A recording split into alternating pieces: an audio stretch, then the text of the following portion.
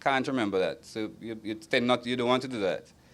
And use point of sale to build that first experience.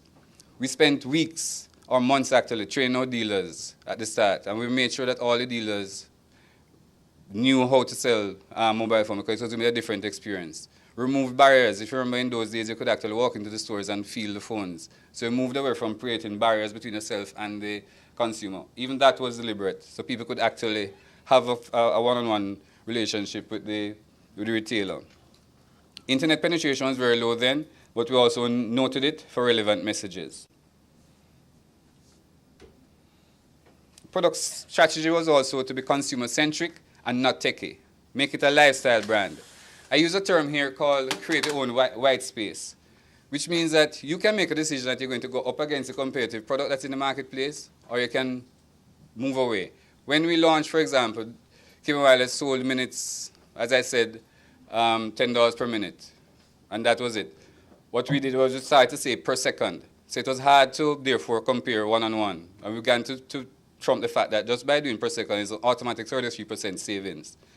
They can't compete against that sort of differentiation, and they, in fact, had to change and began to price per second.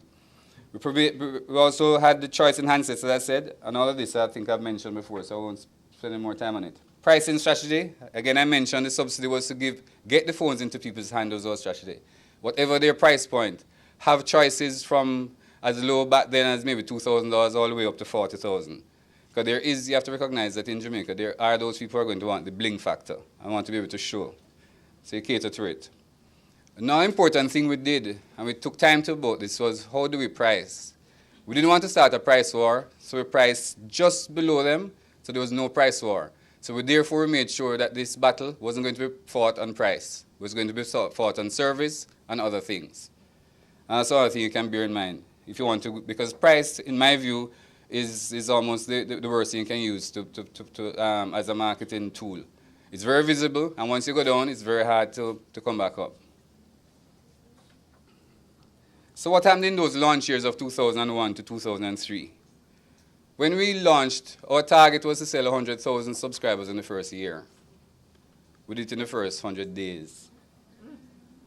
That might sound good, but when you run the business, it's another thing you have to worry about, how you manage such rapid growth. And that was the problem. So the implications for finance were frightening. How are we going to finance rolling out the network? Because if you're planning to have 100,000 customers on your network, you have a network for 100 and maybe 10,000. Now, if you have done that in 100 days, we're going to get the money now to roll out to bring on more customers. So we had to do things like supplier credit. We had to go to Ericsson, who was our network provider, and say, we think we have a winner here, back us, trust us, some networks, some sites. So it's those kind of conversations, because they knew we had no financing. And when I get to the financing slide, you'll understand why. Managed payables creatively is my way of saying we have to duck people. Right?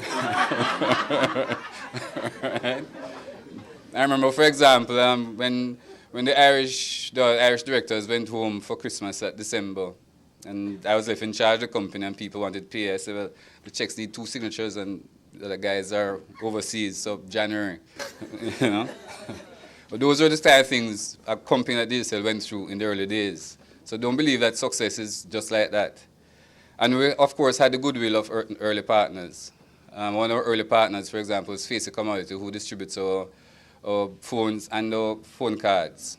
They had to put up their own working capital, because the model we had was let them carry the stock. So they had to buy the phones with their money, buy the cards with their money, and only when they were sold did we pay them. So that was another way of actually reducing the pressure on our working capital by having partners. So you can imagine the conversation they were having in Faces board meetings is, what kind of thing is this? Because they had millions of dollars tied up for somebody else. Prior to 2002, KMIS didn't even have a role called VP Marketing. They had lawyers, they had engineers, but no marketers. And it showed, because you see the rapid decline in their market share.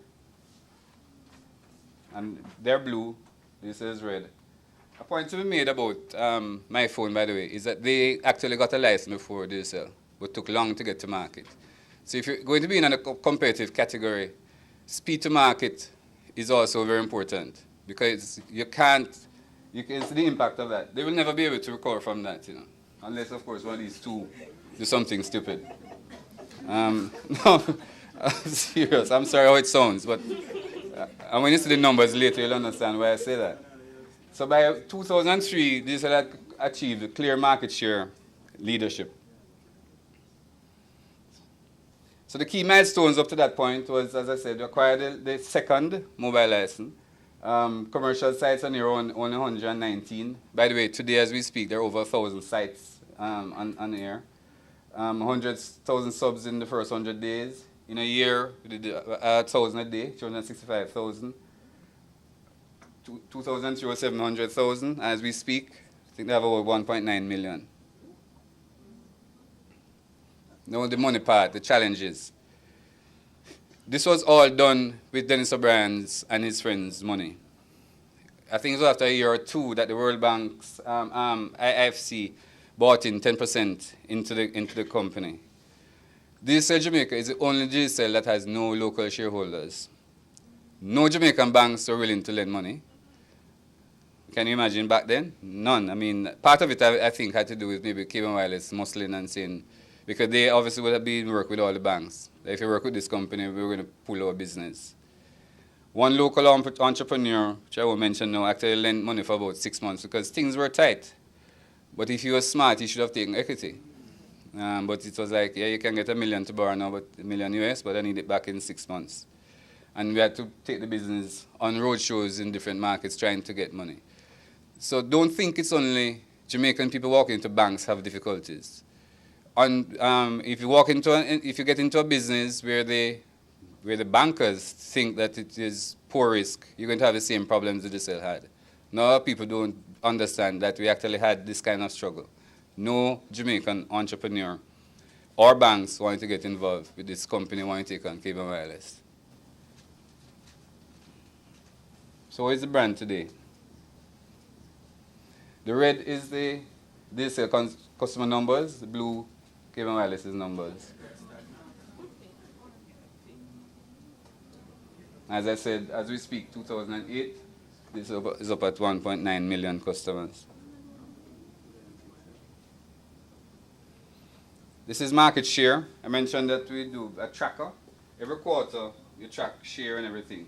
This looks unusually high, but if you're in consumer business long enough, you realize that when you interview people and ask them questions like what do they use, you tend to have an overclaim in favor of the leading brand. So I really don't think it's 90%. It's more like 70-something%. But people are too embarrassed to claim that they're not using it. So that's what happened. But if you experience, to play it down and don't get too excited. What's important, more important, is that your trend over time is more or less up at that level. I think this was a stamping error. I don't think that happened. Because this was when Rodney Davis left. So.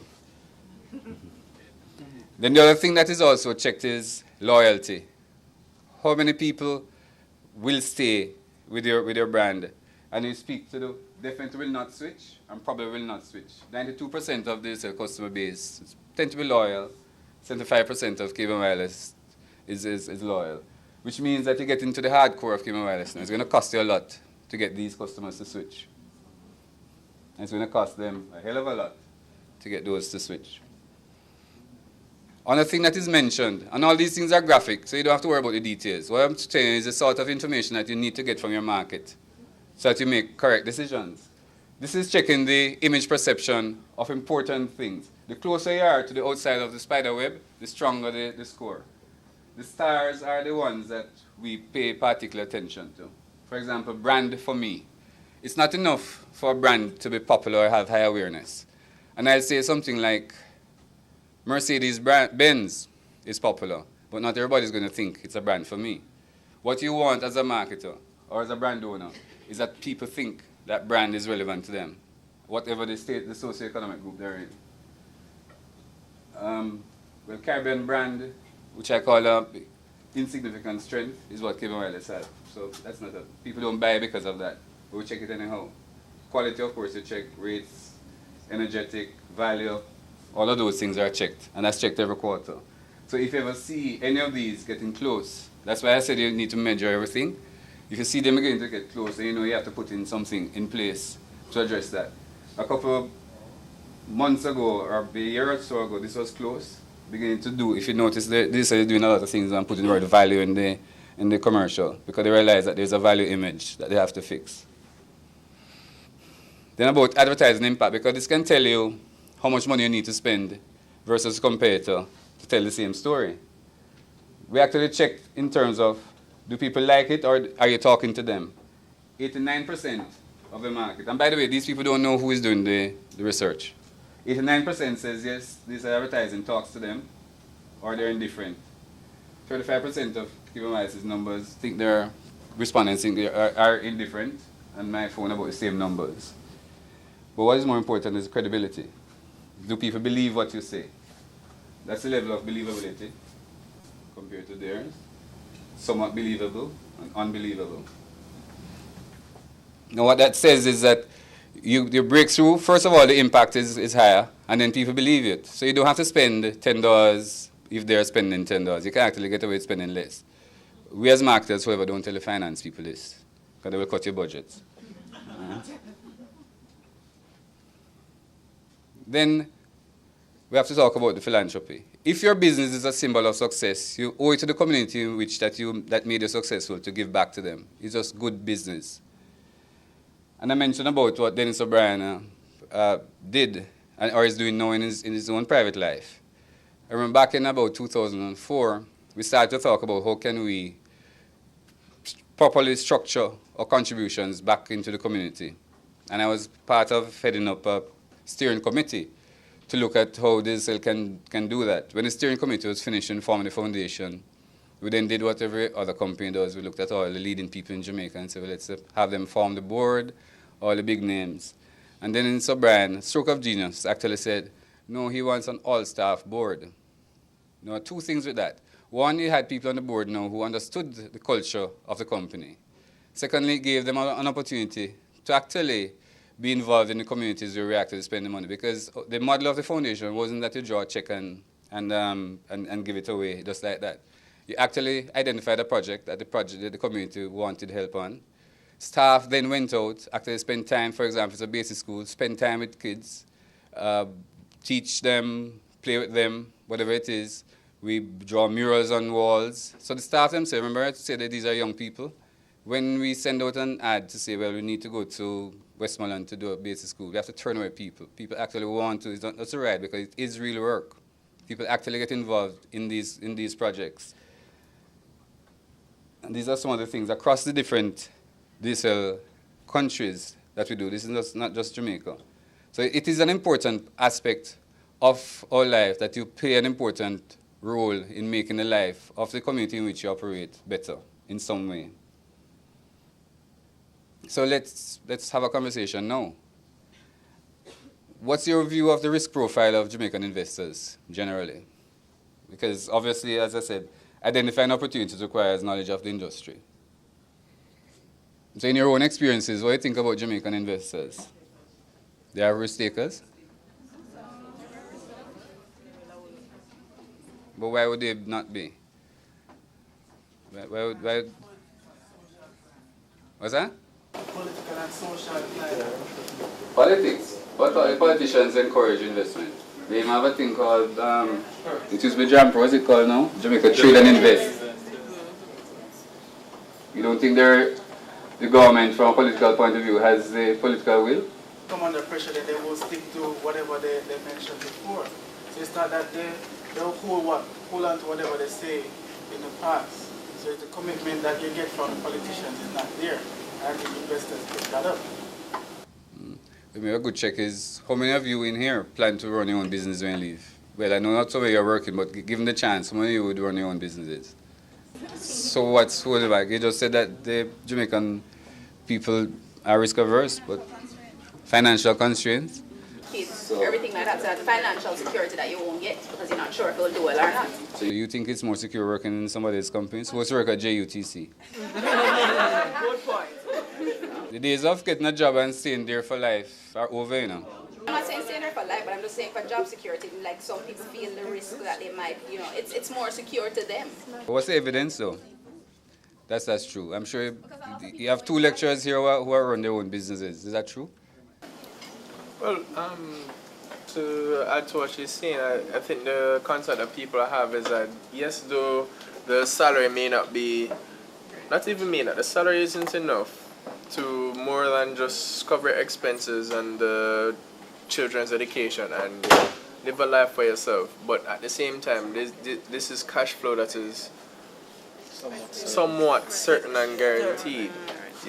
Starting your own business, they spoke a lot about sacrifices, and the plain straight fact of the matter is that a lot of people are not prepared or don't want to make the sacrifice because of what they can lose and the fear of failing, which is a very big thing. Yeah, but if you challenge that fear, it's good. Because it's the same fear of failing the exam where you pay attention in class. Alright? Okay. But in using both analogies, it's quite different to fail an exam than to lose all your money. Especially when you have other people depending on you. And, that may be hard too. And another friend spoke about the social landscape. I've seen, with talking to my peers and everything, people are more interested in securities in terms of stocks, bonds, because then you're talking about the crime now. I'm going to start up my business, and 2 weeks down the road, somebody can ride up on a bicycle, tell me that the down the road want 20%. Yeah, but tell me now, Dennis O'Brien in 2000 would have had his retirement money put down. He really didn't have to work again. Just imagine that conversation he had with his wife and I think a young child at that time. That, darling, I'm going to risk our nest egg in a country called Jamaica. Why they then wouldn't have that sort of fear?